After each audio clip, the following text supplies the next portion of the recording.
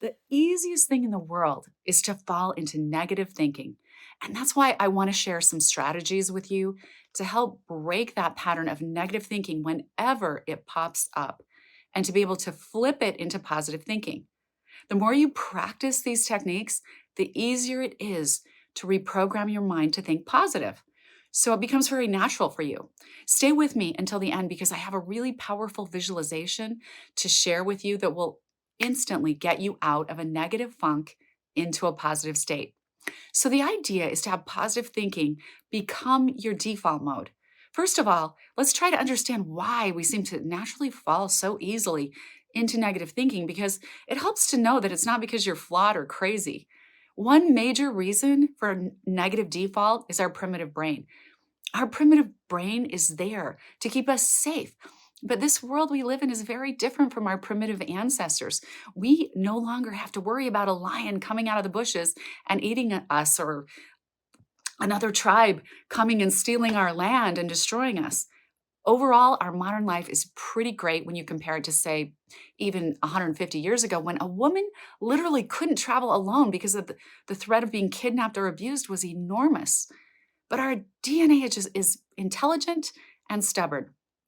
Our primitive brain instincts are still there to keep us safe, which is a good thing as long as it isn't sending out a bunch of false alarms, making us feel like something is always wrong on the horizon and we need to be scared, worried, or depressed all the time.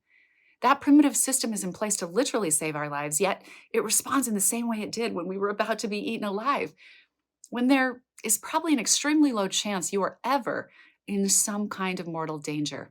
A few things go wrong, our brain sends up the alarms that something isn't right on the horizon, and suddenly we're feeling like we're going to die of anxiety or stress.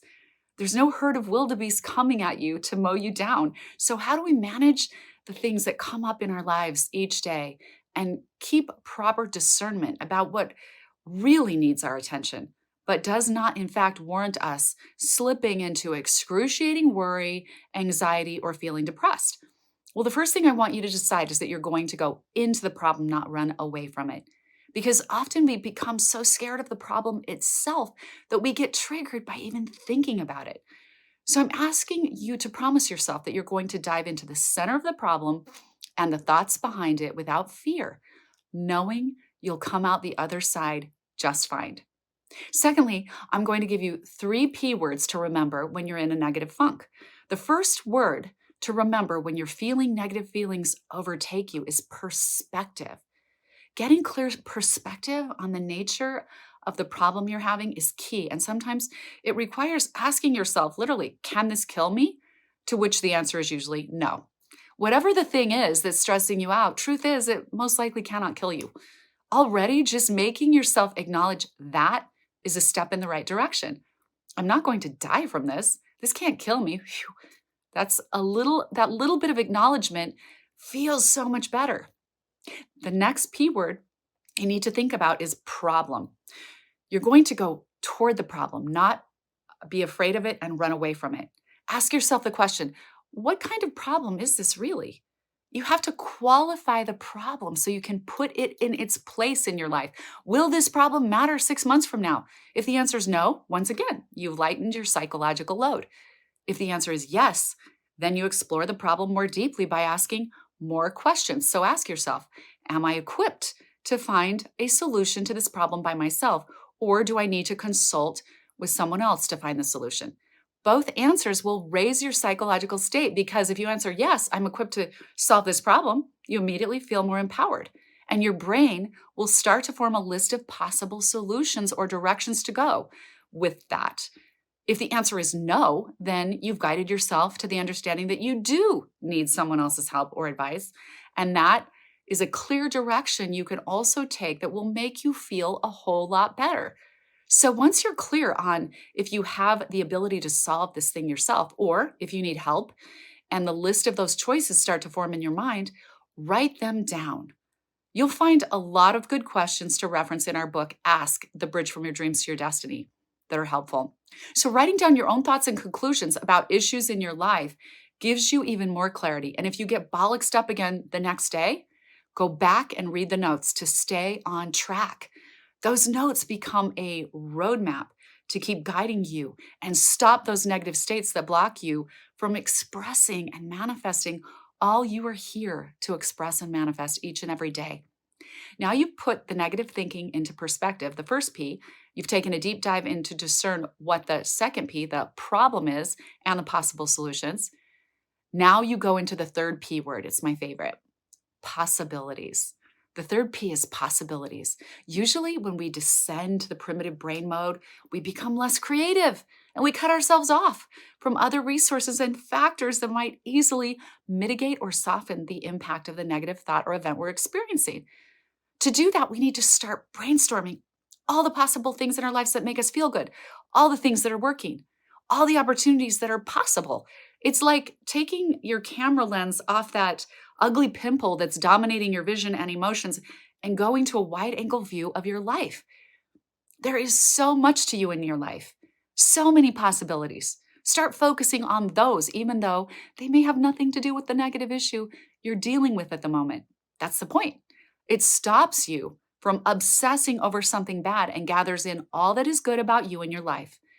It could be something as simple as your dog just learned a new trick and it makes you happy, or your son did well on his test.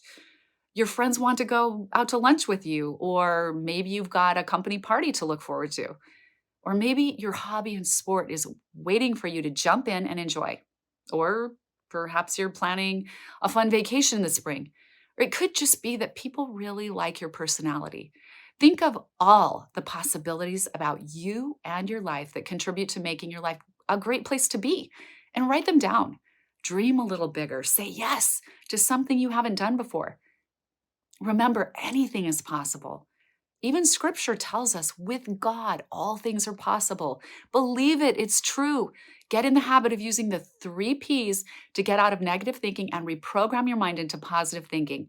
The more you do it, the stronger your positive thinking muscle gets. Now let's go on to the visualization, I promised, but don't forget to hit the like button if this has been helpful to you. And please let me know how this is working for you as you practice it, because I want to know how I can make it better for you.